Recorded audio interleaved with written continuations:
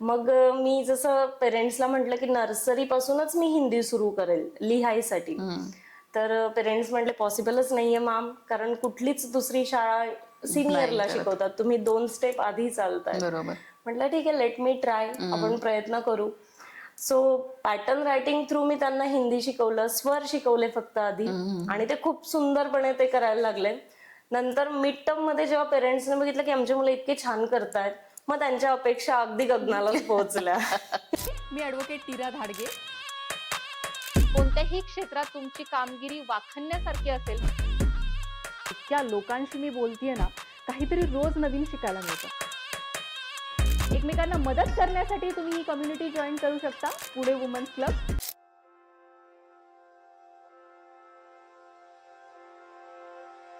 नमस्कार, मी advocate Neera Dhadke, founder of Pune women's club, तुमचं सहर्ष स्वागत करत आहे पॉडकास्ट विथ नीरामध्ये.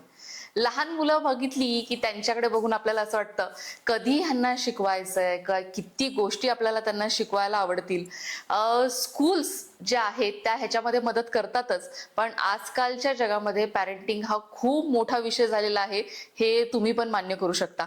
आधी असं असायचं, घरातली जी मोठी व्यक्ती आहे ती आपल्याला सांगायची की मुलाला असं वाढव, मुलाला तसं वाढव, किंवा जास्तीत जास्त सासू, मावशी, आई एवढे लोक सांगायचे.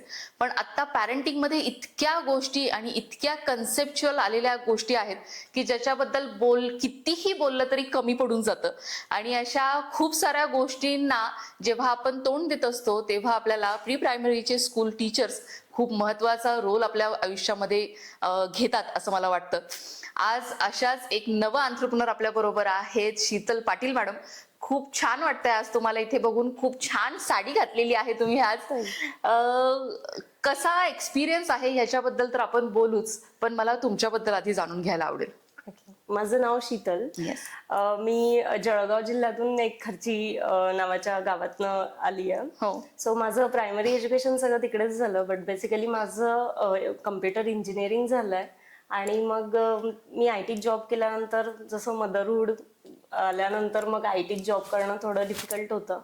मग मी त्याच्यानंतर मला फायनान्समध्ये इंटरेस्ट होता, so I did my MBA in finance. आणि मग नंतर आई झाल्यावरती जसे जसे चॅलेंजेस येत गेले, माझा मोठा मुलगा आहे 12 वर्षाचा, त्याला जेव्हा पहिल्यांदा स्कूलला घातलं, त्याची शाळा आणि माझी शाळा मला खूप वेगळी वाटायची. तिथे फक्त ABCD शिकवलं जायचं. मला माझ्या मुलाला प्रायमरी व्हॅल्यूज द्यायला पण खूप म्हणजे आवडत होत्या, आणि त्याच्यावरती ॲज अ वर्किंग वुमन मी पूर्ण कॉन्सन्ट्रेशन नाही करू शकत होते. बरोबर. सो मग मी माझा बॅकअप द माइंड प्लॅन तोच होता की मी माझं स्वतःचं मी काय करू शकते, एक ऑथेंटिक स्कूल आपण कसं ओपन करू शकतो विथ इंग्लिश मिडियम, जी आताची सध्याची खूप रिक्वायरमेंट. बरोबर. मग मी 2015 पासून मी प्लॅन करत होते, बॅकअप द माइंड होतं. आणि मग शेवटी 2023 मध्ये डेअरिंग केलीच, ती स्कूल ओपन करायची. मस्त. आणि तीर्थ प्री स्कूलची निर्मिती तिथून झाली. वा वा. हे खूप छान आहे, जेव्हा आपण घरचे प्रॉब्लेम सॉल्व्ह करण्यासाठी, म्हणजे आपल्यासारखेच खूप सारे पॅरेंट्स ह्या प्रॉब्लेम मधनं जात आहेत याची जेव्हा जाणीव होते आणि तिथून आपण काहीतरी त्याचं सोल्युशन काढतो ना, तेव्हा ते मार्मिक होऊन जातं असं मला वाटतं. तीर्थबद्दल आम्हाला अजून ऐकायला आवडेल. काय युनिक आपल्या प्रीस्कूलमध्ये आहे? ओके. तीर्थ स्कूल ची टॅगलाईनच आम्ही ठेवली आहे, बाय पेरेंट फॉर पेरेंट. एका आईने दुसऱ्या आईंच्या समस्या ओळखून ती शाळा ओपन केली आहे आणि त्याच्यावरती मी काम करते. सो तीर्थ स्कूल जे आहे ते पूर्ण वेस्टर्नाइज नाहीये, ते इंडियन एज्युकेशन सिस्टम प्रमाणेच आम्ही स्कूल चालवतो. त्याच्यामध्ये पूर्ण इंडियन व्हॅल्यूज वरती आम्ही बेस ठेवतो. एज्युकेशन म्हटलं तर शिक्षणामध्ये आम्ही वेस्टर्नाइज थोडंसं टेक्नॉलॉजीज किंवा टेक्निक्स ज्या आहेत शिकवायच्या त्या वापरतो, बट ज्या व्हॅल्यूज आहेत त्या इंडियन भारतीय व्हॅल्यूज वरती ठेवल्या.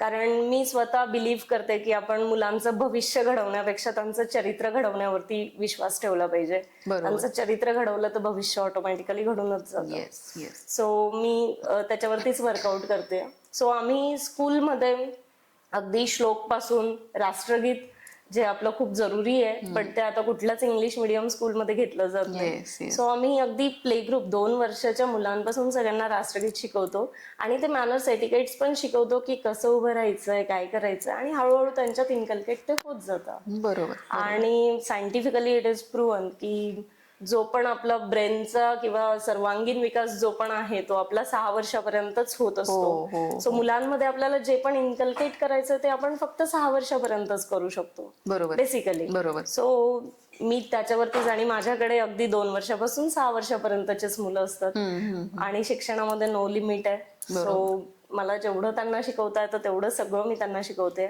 मग अगदी गुरुर ब्रह्मा गुरुर विष्णू पासून आम्ही सुरुवात करतो. खूप छान. पीटी एक्सरसाइजेस पासून आम्ही सुरुवात करतो, जे आपण लहानपणी हात करायचो, Yes, एक सोबत टाळ्या वाजायच्या, कॉर्डिनेशन्स असायचे, Yes. त्या सगळ्या गोष्टींवरती. म्हणजे coordination साठी मग तेच घिसेपिटे गेम्स नको, मग मुलांना आपण थोडं थॉरोली शिकवूयात की कसं करायचं. अँड त्याच्यानंतर मग अभ्यासामध्ये इंग्लिश प्लस हिंदी दोन्ही आम्ही इन्क्लूड करतो. आणि आपल्या लँग्वेजलाही पाठीमागे नाही सोडलं पाहिजे. विचारणारच होतं मी, व्हॉट अबाउट मराठी, तेवढ्यात तुम्ही सांगितलं. मराठी का नको प्रायमरी मध्ये, तर मराठी आणि हिंदी खूप सिमिलर आहे. येस. म्हणजे वर्णमालेत हा शब्द सोडला तर तिथं दुसरं काही चेंजेस नाहीये. Yes yes. आणि खूप बर्डनही आपल्याला मुलांना द्यायचं नाहीये, तोही आपल्याला बॅलन्स ठेवायचा आहे. बरोबर. आणि इंग्लिश याच्यासाठी की आपल्याला ग्लोबली जर कनेक्ट व्हायचं असेल तर English is the best yes language, yes. But भारतात जर कनेक्ट व्हायचं असेल तर Hindi is the best language. So आम्ही त्या दोन्ही लँग्वेज वरती वर्कआउट करतोय. आणि स्पीकिंग स्किल्स मध्ये तिन्ही गोष्टी आम्ही फॉलो करतो, हिंदी, इंग्लिश, मराठी. मस्त मस्त. येस.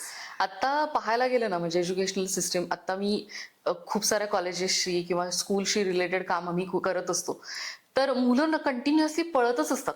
म्हणजे आता मी सुद्धा जेव्हा विचार करते ऍज अ पॅरेंट म्हणून, तर मला असं वाटतं माझ्या मुलीला मी वेगळे वेगळे गेम्स पण शिकवावे, तिचा सर्वांगीण विकास पण झाला पाहिजे, तिची बुद्धी पण तल्लख झाली पाहिजे, तिचं हे पण झालं पाहिजे, ते पण झालं पाहिजे, असं जेव्हा पॅरेंट विचार करतात तेव्हा स्कूल टीचरवर त्याचं किती बर्डन येतं, असं मला तुला विचारायला आवडेल. एक्झॅक्टली नीरा, मी माझा एक एक्सपिरियन्स शेअर करेल. 2023 मध्ये जेव्हा मी शाळा सुरू केली, म्हणजे पेरेंट्स पण आजकाल बॅलन्स नाहीये. त्यांच्या अपेक्षा, आधी तर माझं बाळ खूप छोटं आहे, मला त्याला हे पण नाही शिकवायचं, ते पण नाही, बर्डन नाही करायचं. मग मी जसं पेरेंट्सला म्हटलं की नर्सरी पासूनच मी हिंदी सुरू करेल लिहायसाठी, तर पेरेंट्स म्हटले पॉसिबलच नाहीये मॅम, कारण कुठलीच दुसरी शाळा सिनियरला शिकवतात, तुम्ही 2 स्टेप आधी चालताय. बरोबर. म्हटलं ठीक आहे, लेट मी ट्राय, आपण प्रयत्न करू. सो पॅटर्न रायटिंग थ्रू मी त्यांना हिंदी शिकवलं, स्वर शिकवले फक्त आधी, आणि ते खूप सुंदरपणे ते करायला लागले. नंतर मिड टर्म मध्ये जेव्हा पेरेंट्सने बघितलं की आमचे मुलं इतके छान करतायत, मग त्यांच्या अपेक्षा अगदी गगनालाच पोहोचल्या.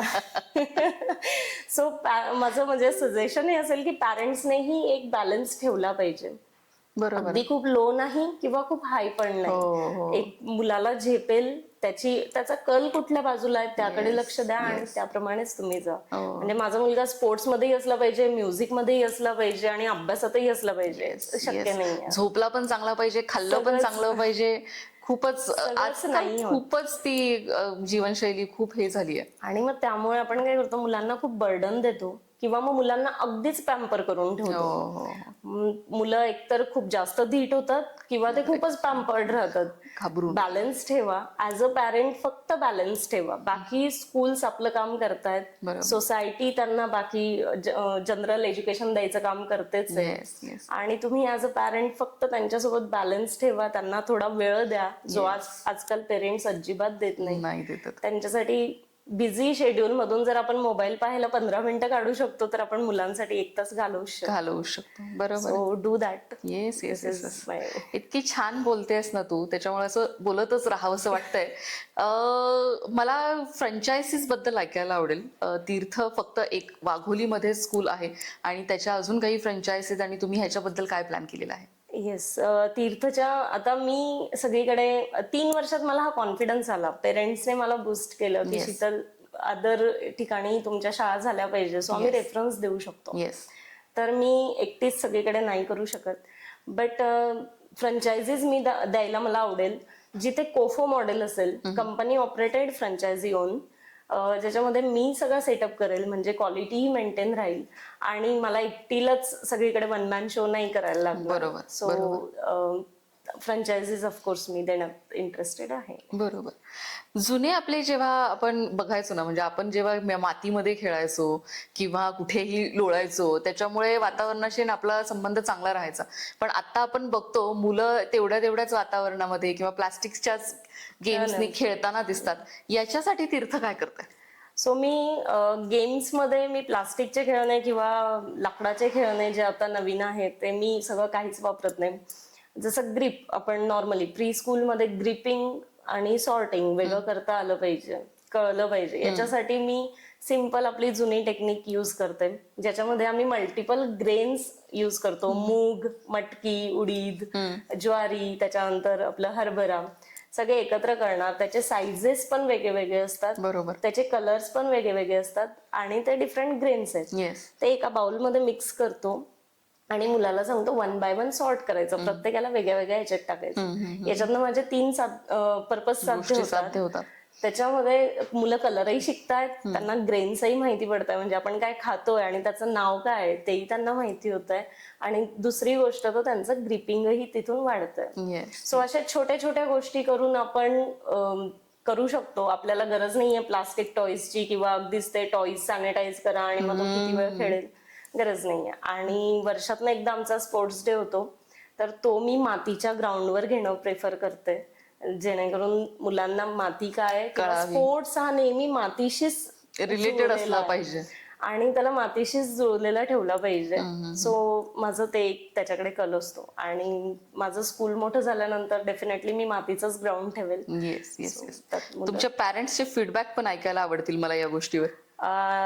नीरा, माझ्या पेरेंट्सचे फीडबॅक खूप छोटे नाहीयेत, खूप मोठे आहेत. आणि ते जर बघायचं असेल तर तुम्ही गुगलचं माझं प्रोफाईल आहे, त्याच्यावरती व्हिजिट करा आणि एकदा नक्की बघा. आणि मी कधी पेरेंट्सला फोर्स केला नाहीये की तुम्ही जा माझ्याबद्दल चांगलं लिहा. सो हे त्यांचे स्वतःचे आतून आलेले फीडबॅक आहेत आणि मला आवडेल जर तुम्ही त्या प्रोफाईलवर जाऊन बघितलं. नक्की नक्की. थँक्यू शीतल, तू आज इथे आलीस आणि इतकं छान पद्धतीने हे सांगितलं. मला पण खूप वेळा असं वाटतं की या गोष्टींवर काम केलं पाहिजे. इतक्या प्रीस्कूल्स आपण पाहतो आजकाल पुण्यामध्ये, तर कॉम्पिटिशन खूप आहे आणि तिथे व्हॅल्यूज जपणं किंवा या छोट्या गोष्टींकडे लक्ष देणं ह्याची खरंच खूप गरज आहे. आपण मान्य की टेक्निकली आपण खूप साऊंड होत चाललेलो आहोत, पण आपली माती विसरली नाही पाहिजे हे आपण लक्षात ठेवलं पाहिजे आणि ते तू आज खूप छान पद्धतीने सांगितलंस. थँक्यू सो मच आज इथे आल्याबद्दल. Thank you Neera, thank you so much.